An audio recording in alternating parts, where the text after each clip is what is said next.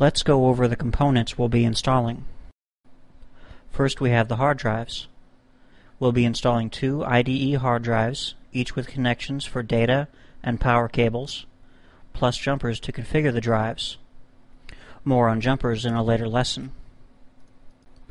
A serial ATA hard drive with connections for data and power. A DVD reader and a recordable drive with connections for CD audio, data and power cables, and jumpers to configure the drives.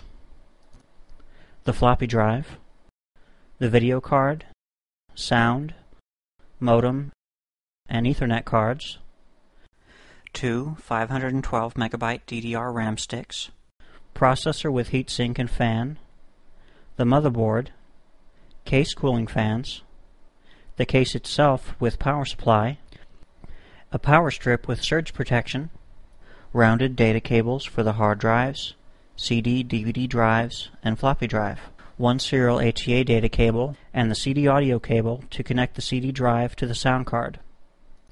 The tools we'll need: a Phillips or plus screwdriver, a flathead or minus screwdriver, a power screwdriver is optional, needle nose pliers for getting into tight spaces or to retrieve dropped screws, zip strips to hold back and organize cables, and a parts container to hold the small screws while you're working and to store extras. When using a power screwdriver, be careful not to over-tighten the screws. It's easy to strip the threads, which can ruin the part. If you do strip the threads, try using another screw with bigger threads in the hole. To reduce the likelihood of this happening, hold the power driver very loosely, so when the screw is tight, the driver will slip in your hand. Under no circumstances use a power drill with a screwdriver adapter. We'll be putting together a mid-tower computer. It's the most common case type and is very similar to the majority of cases available. Let's remove the case cover. Most case covers are held in by screws, 3 per side. To remove the case sides, simply pull back. On some cases, you'll need to pull a latch to slide the sides off.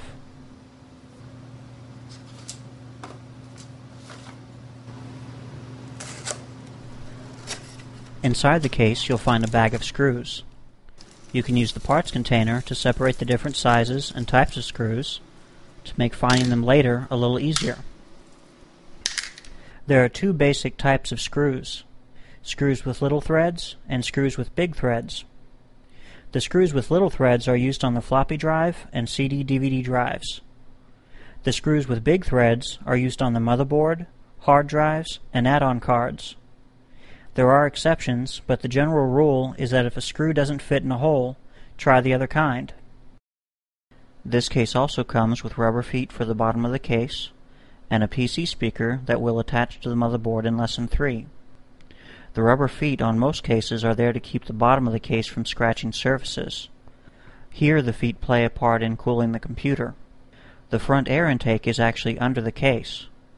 The feet raise the case off the surface and allow the front fans to draw cool air into the case. To attach the feet, we'll set the case on its side and the feet just snap in. The power supply cables will be hanging loose in the case.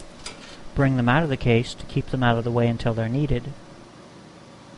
If your case didn't come with a power supply and you've bought one separately, hold off on installing it until Lesson 9. Inside the case we have space to install the motherboard, places in the front and back of the case to add cooling fans, 3.5-inch bays for the hard drives and the floppy drive, and 5.25-inch bays to install the CD/DVD drives, as well as a few cables at the front of the case that control the power and reset buttons and also light up the power and hard drive activity lights. We'll install these cables to the motherboard in Lesson 3. In Lesson 2, we'll install the memory sticks and processor onto the motherboard.